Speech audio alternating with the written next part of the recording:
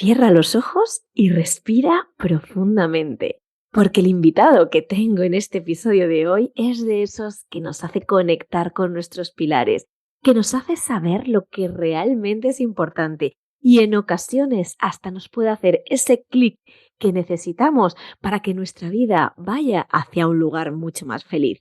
Y es que hoy tengo conmigo, con vosotros, al gran Javier Iriondo. Él es un conferenciante, escritor, emprendedor, considerado un número uno en todo esto del crecimiento personal. Y es que es de esas personas que no te habla desde las teorías, te habla desde la experiencia, porque ha recorrido la vida con todos sus colores. Lo mismo ha estado en lo más alto de la cima de la montaña que ha estado en lo más profundo de una cueva. Y desde ahí nos lanza mensajes que llegan directos al alma. Así que dale al play y disfruta de una conversación que te va a hacer volar alto y sin miedo. ¡A por ello! Bienvenidos a Mundo de Valientes, el podcast de Ami Bondía para impulsar tu mentalidad boom y pasar a la acción. Porque desde tu esencia, tenacidad y foco, los sueños se pueden cumplir. Contigo, Ami Bondía.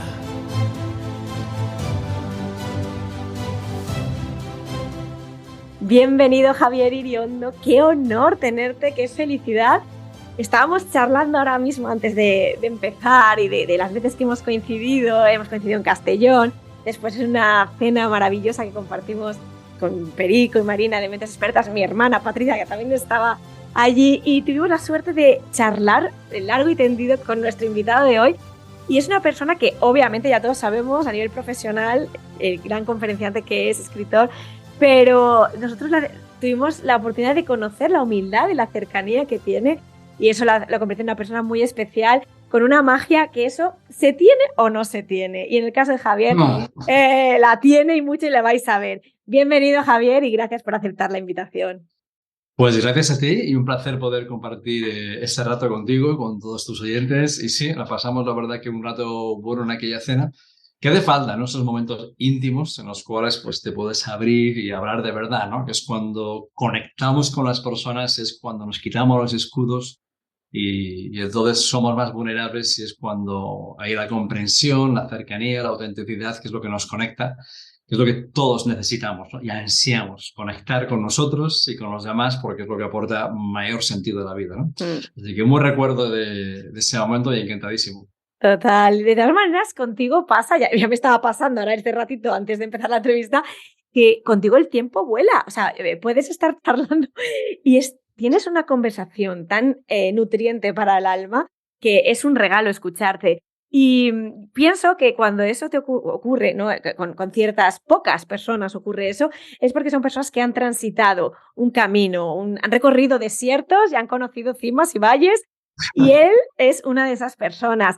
Me gustaría que nos contaras un poquito por qué llegas a esto del crecimiento personal, porque tu vida, si no me confundo, iba por otros derroteros que tenían que ver con el deporte. ¿Qué pasa ahí? ¿Cómo das ese giro? Bueno, cada uno tiene su historia, ¿no? Y yo cuando pienso en mi vida, a veces miro atrás y digo, wow, porque siempre digo que he tenido unas 6 o 7 vidas radicalmente opuestas que no tienen nada que ver una con la otra. Y no ha sido por decisión propia, ha sido a veces porque el destino te pega un bofetón y te pone mirando para otro sitio y dices, es por aquí, ¿no? Yo dejé los estudios porque no era lo mío era el deporte, mi sueño era llegar a América, entonces conocí un deporte que me hice profesional con 17 años y con 20 años llegué a Estados Unidos, me ficharon para jugar en Estados Unidos, entonces, bueno, el sueño se hizo realidad, iba a estar como 15 o 20 años en Estados Unidos, me pagaban por hacer lo que me gustaba, de maravilla, ese sueño se hizo realidad, pero de pronto, sin darme cuenta, pues me vi envuelto en una huelga a nivel de todo Estados Unidos, que era una huelga en el deporte en el que estaba, y esa huelga acabó en el récord Guinness, es la huelga más larga de la historia del deporte en América, duró 3 años, y yo aguanté 1 año y medio, y entonces aquel sueño hecho realidad maravilloso de estar viviendo en Florida, pues se convirtió en una pesadilla, porque al estar en la huelga obviamente no puedes trabajar, no tienes ingresos, pero si tienes gastos, facturas, hay más mes que dinero, y poco a poco fue entrar en una espiral terrible, ¿no? De estar en un entorno de personas que todos estábamos en la misma situación.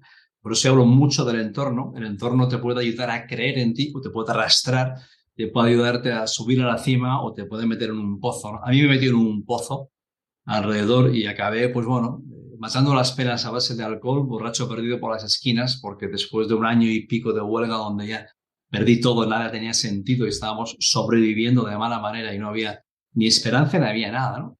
Entonces es cuando se te mete un ocupa en el cerebro, que abro en el libro precisamente en el último de ese ocupa que a veces nos fustiga con ese monólogo interno, no insoportable. Es como tener un compañero de piso que no lo aguantas ni loco y que te va machacando y pierde la esperanza, ¿no? Entonces, bueno, ese fue mi primer momento en el que un buen día estuve a punto de hacer la gran locura porque llegué a conocer el sufrimiento, la impotencia a nivel máximo y después de una temporada por ahí borracho perdido, pues acabé subido un puente y aquí voy, ¿no? Diciendo, simplemente quiero dejar de sufrir. Y llegué ese momento, y ahí siempre cuento, apareció, tuve la suerte de que en ese momento, mirando el puente del Indian River, en Melbourne, Florida, pasó mi madre. Uf, ¿no? Pasó mi madre y entonces y me quedé en shock, como diciendo, wow, yo me puedo librar de mi sufrimiento, pero mi madre va a seguir toda la vida sufriendo, como, ¿qué he hecho yo para que mi hijo haga esto, ¿no? Y me pareció más un acto de cobardía que de valentía. Fue de ahí cuando digo siempre que hace falta ser valiente para vivir, no para morir, ¿no? Entonces ese fue el momento de cambio radical donde decidí dejar ciertas amistades, ciertos entornos, dejar aquel ambiente que estaba terrible, me agarré un libro, empecé a cambiar deporte, todo, y ahí apareció una oportunidad. Y de pronto cuando estás buscando desesperadamente, pues apareció un mentor, apareció alguien increíble, y decidí emprender un camino en el mundo como comercial, marketing, y entonces pues me leí 100 libros en un año. Wow. Me leí unos 100, no, 100 libros, no. Como 60 libros, perdón, unos 60 libros, sí, 60 libros el primer año que me leí, ¿no? Y eso pues fue un cambio radical de mentalidad, entrar en el mundo de desarrollo personal, empezando a crear una red comercial y tenía que enseñar luego a hacer equipos, ventas, marketing, psicología, liderazgo. Entonces me tuve que formar muchísimo y fue sin querer que entré un poco en ese mundo. Y en 2 años, pues de pronto me encontré dando conferencias por un montón de países por los resultados que había tenido, ¿no? Con 24 años. O sea que fue un Qué cambio joven. radical, ¿no? Y eso fue el inicio de la primera reinvención. Luego ha habido unas cuantas más. Sí, sí, porque de hecho, vamos, me has estado también contando alguna otra experiencia. Eres Ah, una persona que vive la vida intensamente y creo que precisamente eso es lo que reflejas en tus conferencias, en tus libros, que has recorrido, como estábamos comentando antes, todos los estadios y eso te da una sabiduría que es lo que nos hace que los que te disfrutamos a través de tu trabajo, pues nos haga crecer, ¿no?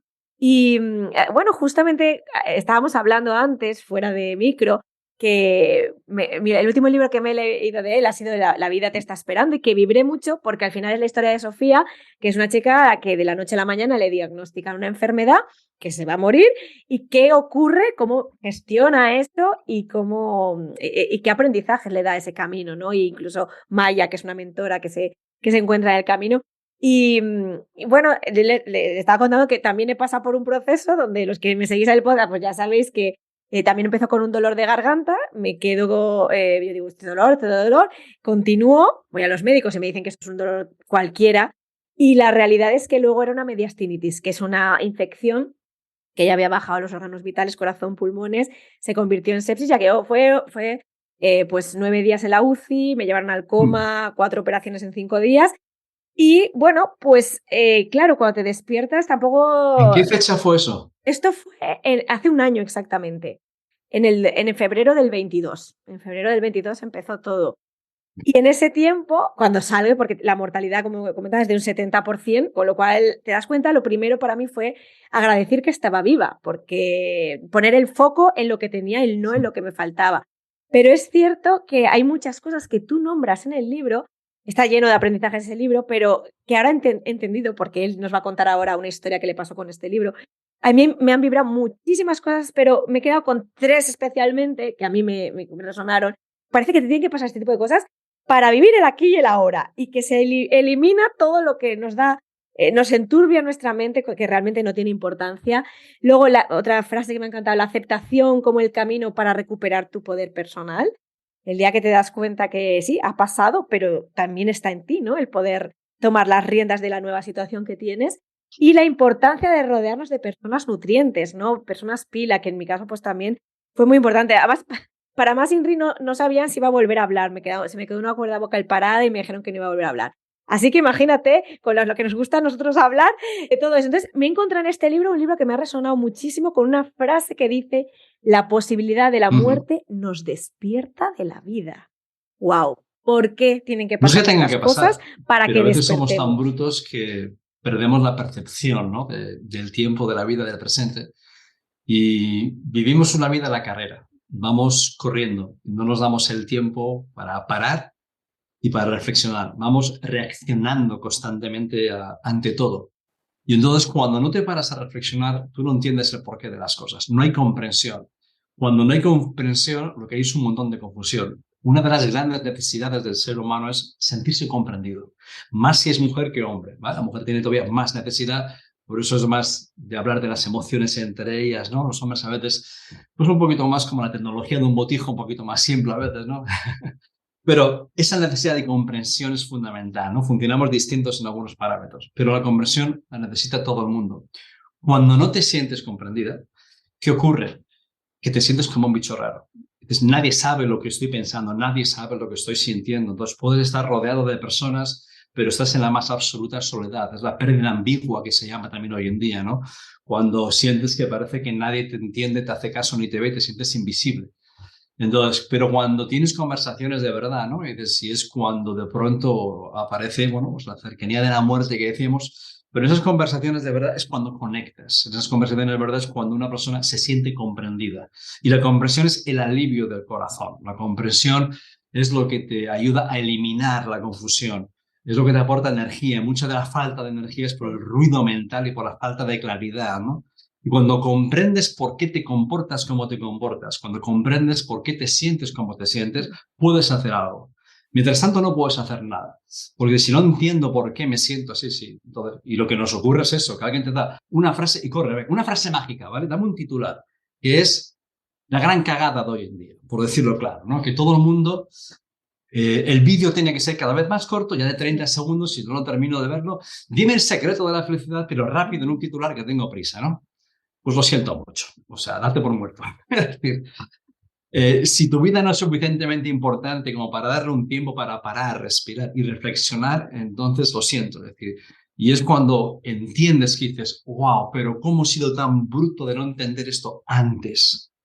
Y a veces ocurre que eso que tú sabías, que lo tienes en teoría, pero solamente en teoría, cuando de pronto aparece esa posibilidad de la cercanía de la muerte, dices, wow, ahora tengo la práctica y el conocimiento, no la teoría. Ahora puede ser una realidad.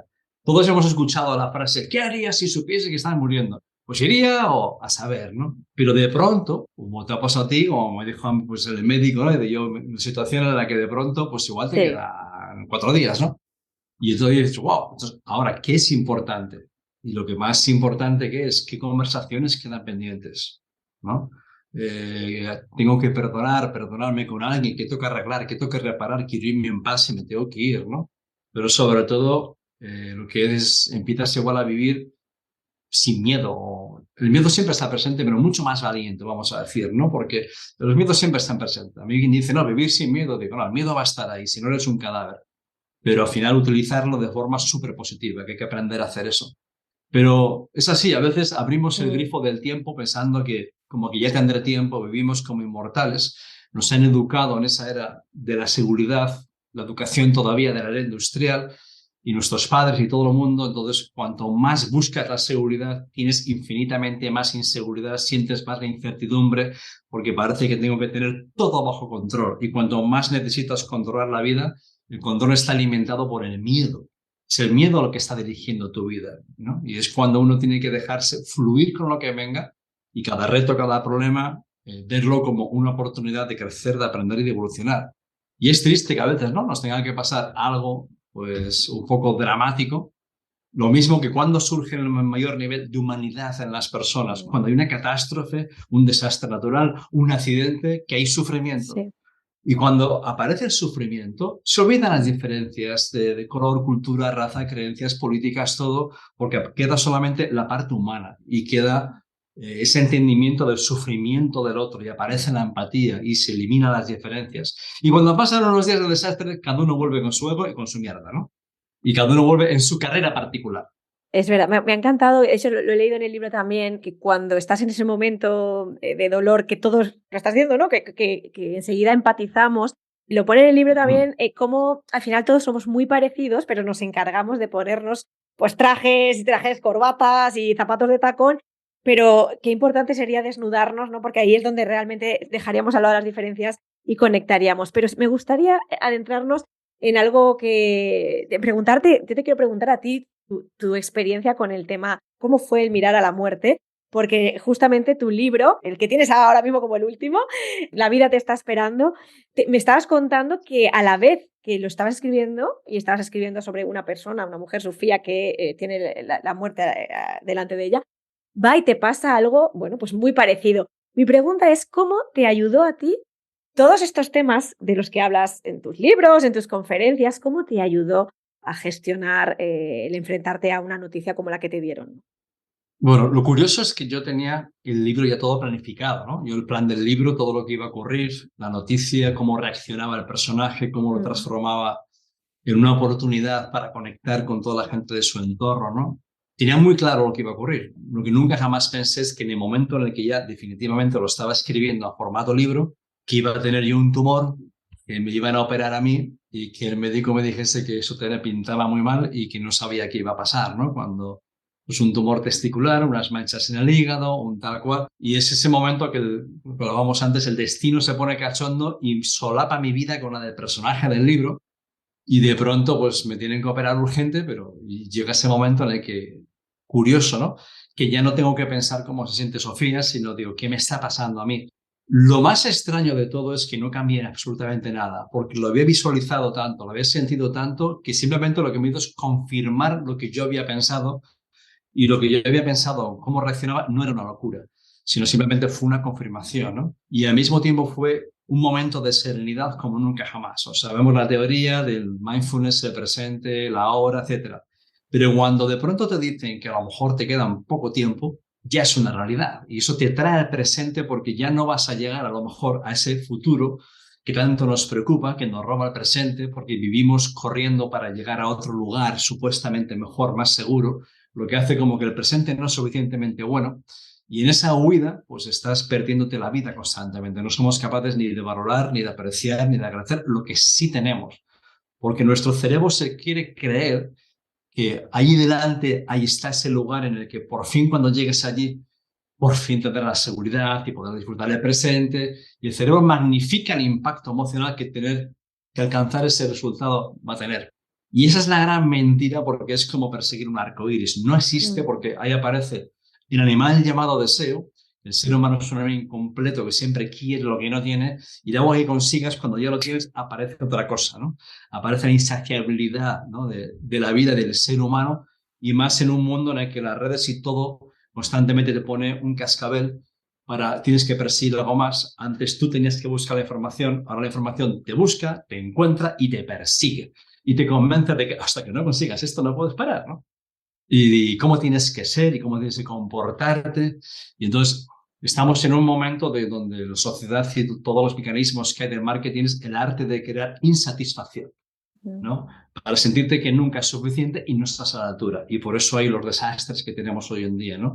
¿Quién estás teniendo que ser? Es la pregunta que yo hago mucho hoy en día. No quién eres, no me digas quién eres, que eso es muy complejo además. Pero ¿cómo te estás comportando y quién estás teniendo que ser para no quedarte fuera del juego por el miedo a la invisibilidad, por todo lo que nos rodea, ¿no?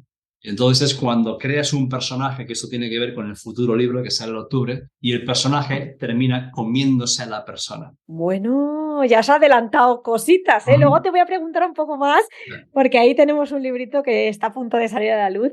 Pero creo que eso es la grandeza de cuando leemos, cuando escuchamos a ti, Javier, que eres una persona, como estamos diciendo, y me lo decías antes además, que a ti te gusta escribir cuando tienes algo que decir, cuando hay una experiencia que narrar. Entonces, eso se nota mucho, entre el que escribe como churros lo que sea y aquel que ha transitado un camino.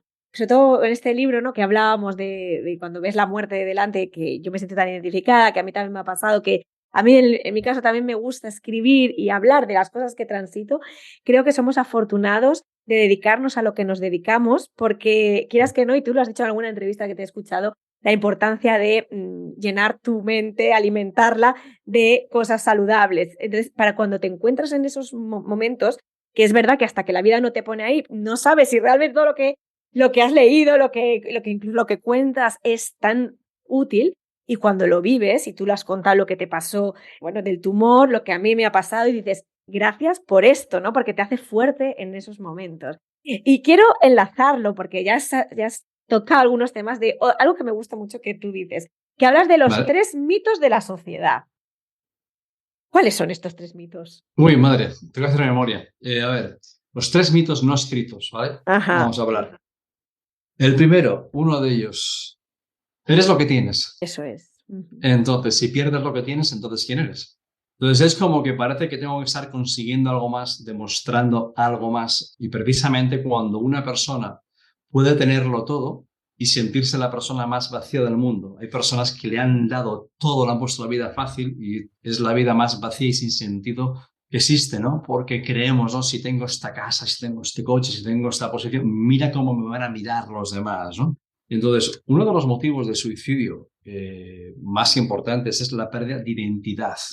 Y es cuando la percepción que tú tienes de ti se derrumba, ¿no? Cuando la percepción que uno tiene de sí mismo, cuando tu valor viene por lo que aparentas ser, por el estatus, que es comprarte lo que no necesitas con dinero que no tienes para aparentar bien delante de personas que te caen mal y sale carísimo, ¿no? Y cuando te preocupas demasiado por eso o tu imagen o tu autoestima está dependiente de eso y de pronto hay una crisis, un caos, una pérdida, es como que, ¿y ahora quién soy? No soy nadie, ¿no? Y es la gran mentira, porque eres un ser humano, no un tener humano.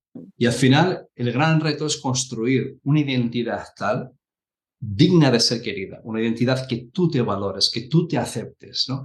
Que al final ganes una barbaridad o no ganes nada, que estés en la cima o estés en el pozo, tú interiormente sigas siendo la misma persona. Yo hubo un momento que después de tener una vida privilegiada, maravillosa, haber vivido por el mundo, haber tenido años sabáticos, haber hecho de todo en la vida, de pronto pues tuve una serie de errores, malas inversiones, Brasil, etcétera, de todo, y me fui a la absoluta ruina y después de estar con la vida solucionada tuve que pedir dinero hasta para comer y pagar la luz. Pero ya había aprendido algo, ¿no? Es decir, fue duro, durísimo, durísimo.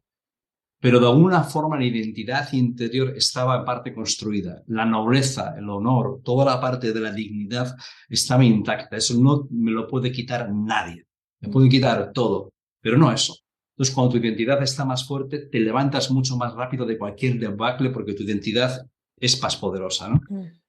No dependes de eso, tanto de las opiniones. Entonces, uno, no eres lo que tienes. Otro, soy lo que hago, soy lo que hago. Soy lo que hago. El soy lo que hago es, bueno, no, yo soy capitán general de la Sexta Galaxia, soy CEO, fundador, los títulos que la gente se pone hoy en día increíbles y tal. Digo, no, eso será tu profesión a lo que te dedicas, no es lo que eres, ¿no? Pero no, yo soy abogado, soy psicólogo, digo, no te preocupes, digo que eso tiene cura, no es tan grave, ¿sabes? No es mortal ese título, digo, y al final digo, no, eso es tu profesión, eso es a lo que te dedicas. Y lo que tú te dedicas, en el mundo en el que vivimos, y a lo mejor va a cambiar 7 veces. O 15. Pues si yo me veo como mi profesión es lo que me da mi identidad, vamos mal. Porque antes mucha gente cuando se jubilaba a los 65, 1 o 2 años después, morían. Porque toda la vida yo he sido arquitecto, he sido camarero, he sido X y de pronto ya no soy. Y es como que ahora no tengo valor en la sociedad y pierdo valor porque yo me veía de esta forma. Aquello que hacía me daba valor. No, eso era la profesión, eso te puede ayudar a aprender a hacer cosas, pero no eres lo que haces, ¿no? Y hacer es algo mucho más grande. Uno tiene que ir aprendiendo 1000 cosas, pero tampoco me identifico. Yo soy escritor, no lo sé, igual sí, o escribo libros, o soy conferenciante, no, igual doy conferencias, no sé, pero o algo mucho más grande, ¿no? Soy energía o lo que quieras, ¿no? Tenemos soy lo que tengo, soy lo que hago y soy lo que los demás piensan de mí.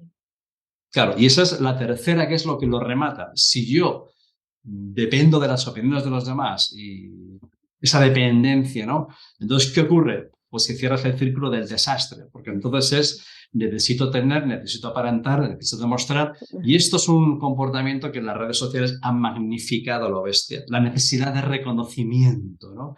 Hay como una sed de reconocimiento. Los chavales, todo el mundo quiere ser influencer, ¿no? Digo, y ser famoso, conocido, porque será.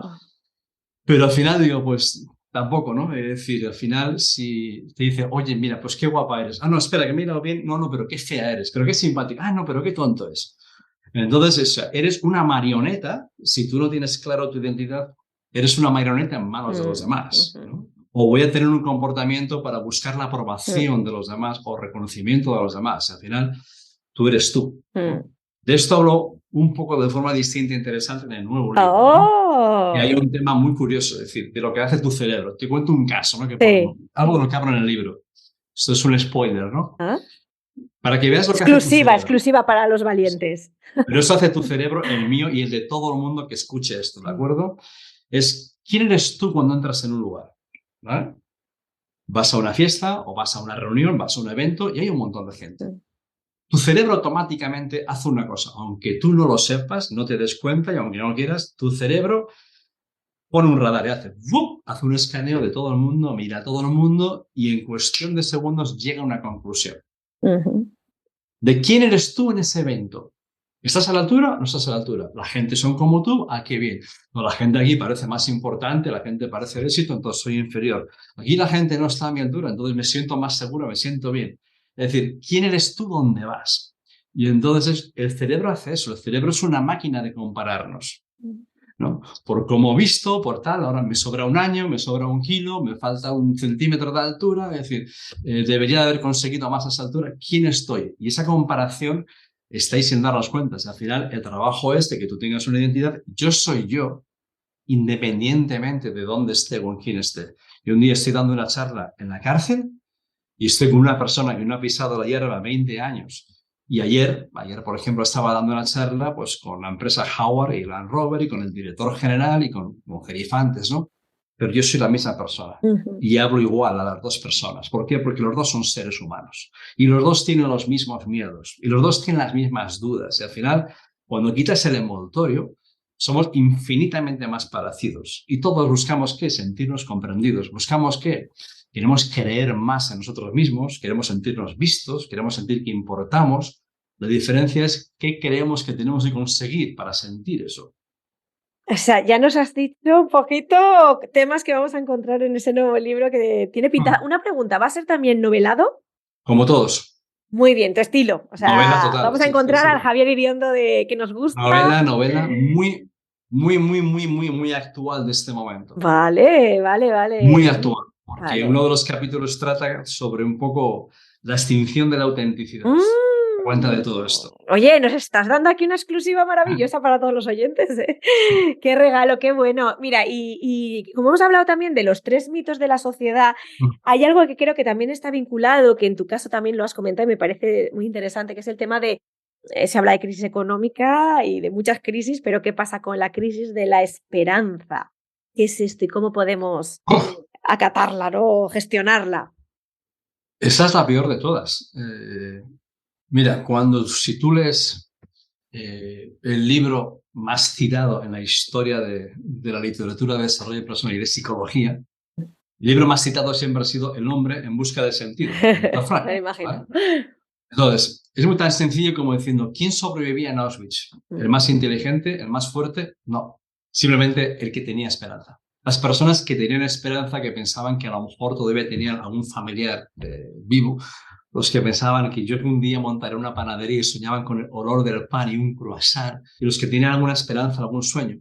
Cuando tú tienes esperanza en el presente, tienes más fuerza en el presente y de cara al futuro. Cuando tú pierdes la esperanza, el sistema inmunológico se deteriora. Si tú crees que no puedes, que no voy a ser capaz y pierdo la esperanza, te vas apagando, pero te vas apagando poco a poco, pierdes la energía, pierdes la confianza, lo pierdes todo. Hay un experimento que yo no sé si lo cuento en el libro, no creo, no. Hay un experimento que se llama The Hope Experiment, que es el experimento esperanza, que se hizo hace muchos años, que se hizo con unos ratones, ¿no? Y lo que hacen es, pusieron un cubo, bueno, lo pongo en la tabla, es un cubo metálico, y lo llenaron hasta la mitad de agua. y ponían un ratón pequeñito. Entonces el ratón no podía tocar el suelo para saltar, ni podía agarrarse, nada. Entonces el ratón empezaba a nadar con toda la ansiedad del mundo, corriendo para intentar salvarse, pero no podía ir a ningún sitio. Y la ansiedad se iba asfixiando, hasta que duraba unos 15 minutos, hasta que ya no podía más y el ratón abandonaba, moría. Y ponían otro y más o menos todos duraban 15 minutos, hasta que de pronto, cuando ponen un ratón y cuando pasan los 15 minutos y abandona, se queda ya muerto, lo cogen, lo sacan y lo ponen en el suelo. Una mano salvadora le pone en el suelo y de unos segundos el ratón se recupera y empieza a correr por ahí, coge ese mismo ratón otra vez y lo vuelven a meter al cubo, ¿no? Aguantaban 15 minutos la primera vez. ¿Cuánto crees que aguantan la segunda vez? Más, porque tiene esperanza. ¿Pero cuánto más? 20. 2 días y medio, 60 horas. ¿En serio? Increíble. Tardaban 60 horas y estaban 60 horas porque el ratón Wow. tenía la esperanza de que aquella mano que en su momento le salvó apareciese. Y cuando el ser humano cuando abandonas, no estás ni cerca de tu capacidad, puedes aguantar mucho más en todos los casos. En el deporte, por ejemplo, no dices, no puedo más. No estás ni al 50%, pero tu cerebro es como que se rinde, ¿no? Se rinde o no quiero que sea un fracaso, entonces es un abandono voluntario, ¿no?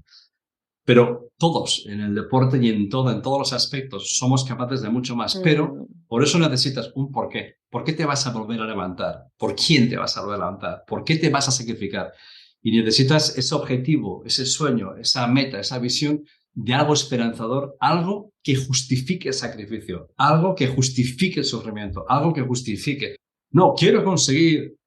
No, es en quién te quieres convertir y cómo quieres llegar a ser, ¿no? Esa es la historia, de verdad.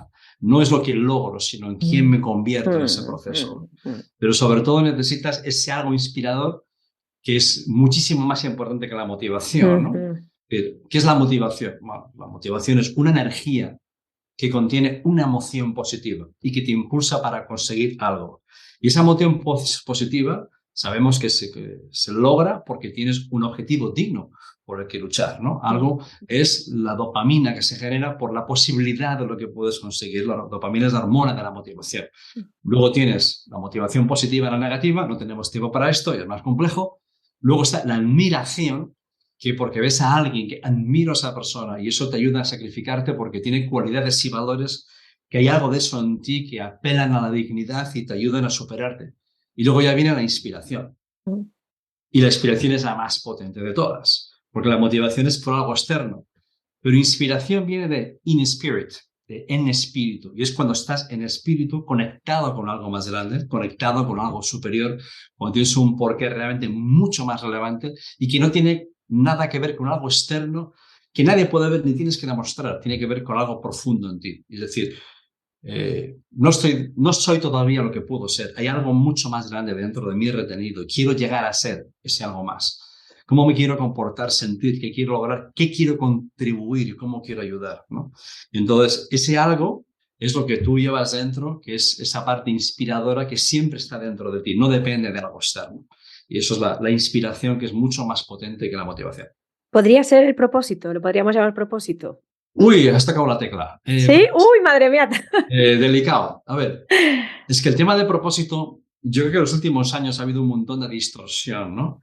Con el tema de propósito. Y a veces es como que se ha hablado, y creo que hay una distorsión total, como que cuando encuentras el propósito, ya está. Y dices que no son las llaves del coche, que no se están perdido, que el propósito, lo que verdaderamente ocurre a veces es que tú vas a ir teniendo distintos propósitos a lo largo de la vida, porque tú cambias como persona. Porque en un día era un propósito, luego igual lo consigues, evolucionas, etcétera, y eso ya no te llena como antes, ¿no? El propósito sobre todo tiene que ser el vivir con intención cada día, vivir con propósito, no tener un propósito. Que a veces se vende en la moto de que tener el propósito, cuando lo encuentras, ya está, ya la vida va a fluir de manera maravillosa. Bueno, puede ser, sí, no, pero puede haber como mucha gente que puede haber distintos propósitos, pero sobre todo es el vivir día a día con propósito, que quiere decir con intención. Vamos a vivir con intención y así aparte nos quitaremos esta crisis de esperanza que abunda tanto. Y ya para terminar siempre tenemos la pregunta de una valiente que nos escucha Ujú. y ella se llama Magda, te conoció en Mentes Expertas, ella es de Sevilla Ajá. y estuvo escuchándote allí y lo que nos dice es... Hola, Ami, hola, Javier. Qué bueno el poderos saludar. Además, dos valientes como vosotros. Que es verdad que la vida a veces, pues, bueno, nos da para, bueno, decidir qué hacer, ¿no? Y vosotros decidisteis ser resilientes en vuestras vidas. Así que, bueno, es un gusto, ¿no? El poderos saludar a ambos. Y bueno, pues a ti, Javier, la verdad es que la última vez que te vi fue en Mentes Expertas. Un gran regalo para mí, la verdad. Aquí en Sevilla, además. Y bueno, pues me gustaría preguntarte, cuando surge la inseguridad, ¿no? Por el tema de no tener experiencia en algún campo, ya sea en la vida personal o profesional, ¿qué haces? ¿Qué consejo me darías? Bueno, muchas gracias y un beso para los dos. Bueno, cuando surge, yo le pregunté, ¿y cuándo no? Surge. Lo primero, que no tienen la exclusiva de la inseguridad. Las inseguridades las tenemos todos en más de un momento al día, ¿no?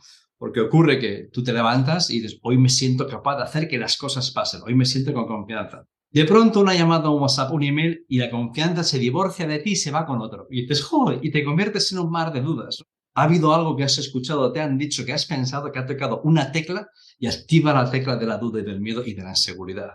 Pero nos pasa a todos, eso es uno, que no es algo que le ocurre a ellas, sino que le ocurre a todas las personas.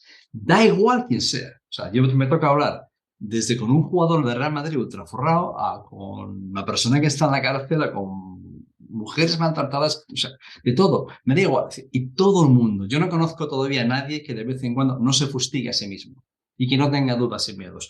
Todo el mundo los tiene.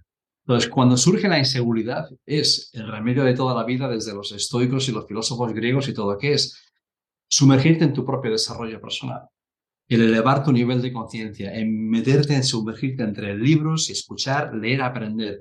Cuando tú vas aprendiendo, ¿qué ocurre? Que vas teniendo más confianza en ti. Porque cuando tú vas aprendiendo, hay un florecimiento interno y pasas del invierno de la vida, que está todo seco y mustio, a florecer como la primavera. Y en esa primavera todo crece. Y cuando tú creces, vas dando cuenta de cosas, de repente te atreves a hacer cosas que no te atrevías, de pronto aparece esa confianza, entonces aparece la creatividad y aparece un montón, pues esas intenciones positivas, ¿no? Y es cuando empiezas a contagiar también más confianza, te llegan más oportunidades, porque la gente quiere estar contigo, porque también no necesitas nada, porque te ven con más seguridad. Y al final es el trabajo en uno mismo y esa confianza en uno mismo de trabajar esa identidad que hemos dicho, me salga o no me salga. Es decir, mi valor puede cambiar frente a los demás, pero el mío no. Mira, un ejemplo de esto que a mí me ocurrió fue muy, muy curioso, ¿no? Al lado de mi casa tengo un supercor, un supermercado, ¿no? Y yo iba para allá y, bueno, pues me conocían los cajeros, las cajeras, etcétera, y charlaba con todo el mundo, genial, bueno, pero no sabía mucho más de mí. Pues mira qué persona, pues agradable, lo que quieras. Y de pronto un día salgo en El Hormiguero y me entrevista a Pablo Motos en El Hormiguero cuando el segundo libro con un lugar llamado Destino, porque Pablo es como el mayor fan de mis libros. Y cuando salgo del Hormiguero, 2 días después, voy como siempre de compras. ¡Ah, te he visto! Digo, ¿qué cambió? Yo digo, no, ha cambiado tu percepción de cómo tú me ves, ¿no? Yo sigo siendo el mismo y luego dentro de un año a lo mejor estoy en la ruina y seguiré siendo el mismo. ¿Vale? Hay algo que no puede cambiar, pues va cambiando la percepción de los demás. Entonces la cuestión es cómo tú te construyes, cómo tú te valoras, cómo tú te defines, y esto soy, y ser fiel a ti y ser fiel a tus principios, pero sobre todo es ir aprendiendo y evolucionando, y eso es lo que te da la confianza para enfrentarte a lo que venga, lo que te da la seguridad. Magda, vaya respuesta tan buena, ¿eh? Creo que te la habrás apuntado, que ese crecimiento personal constante y aprendiendo con Javier todo es más sencillo. Y la última pregunta, rápida, directa, clara y concisa, que hacemos a todos los invitados, que es, Javier, ¿qué es para ti ser valiente? Valiente es la única opción. Es decir, a ver, ser valiente, entre otras muchas cosas, es ser fiel a tus valores. Ser valiente es dar un paso al frente cuando los demás dan un paso atrás, es aparecer cuando los demás desaparecen. Ser valiente es dignidad, es honor, es tranquilidad de conciencia, es tener la mejor almohada del mundo, que es una conciencia tranquila de haber hecho lo correcto. es cuando mejor duermes. Ser valiente porque hace falta pues, valientes en la vida que defiendan lo justo, y cuando no eres valiente el mundo es un lugar mucho peor. ¡Wow! Valiente. Es que, Javier, contigo todo es, como lo he dicho al principio, nutre el alma. Todo lo que nos dice el tiempo ha pasado volando. Y desde luego yo te sigo en todas las redes, en tu web y aprendo de ti, pero por si hay algún despistado, ¿dónde te podemos encontrar? Bueno, sabes cómo son las redes, o pones Javier Iriondo en Google y ahí lo tienes, ¿no? Pero bueno, en mi web, que ahora voy a cambiar todo radicalmente dentro de poco, en javieririondo.es, donde más activo estoy también está en Instagram, jiriondo1, ya ni me acuerdo ya de mi usuario, pero es donde más publico por ahí. Y luego tengo también ahí, pues, algunos cursos, cosas interesantes. Un curso de actualización personal que no es para todo el mundo, porque es una bomba de relojería, donde profundizas mucho. Y quien quiera algo superficial, no, pero quien quiera profundizar de verdad para crear tu potencial futuro yo, es un curso súper interesante. O sea que por ahí pueden encontrar cositas. Bueno, amigos, ya habéis escuchado, el podcast de hoy ha sido una dosis concentrada de aprendizaje de la vida, para conectar con nuestra esencia, para sacar lo mejor de nosotros, para vivir con propósito. Y si os gusta, os animo a que suscribáis al podcast Mundo de Valientes, que os buceéis por amibondia.com, mundodevalientes.com, os suscribáis a las newsletters o nos sigáis en nuestras redes sociales, Amibondia o Mundo de Valientes. Nos vemos la próxima semana, a volar alto y a soñar sin miedo. ¡Hasta luego! Chao, chao. ¿Te ha gustado el capítulo? Ahora, a volar alto y a soñar sin que nada ni nadie se interponga en tu camino. Mundo de Valientes. Tú puedes, tú tienes, tú eres.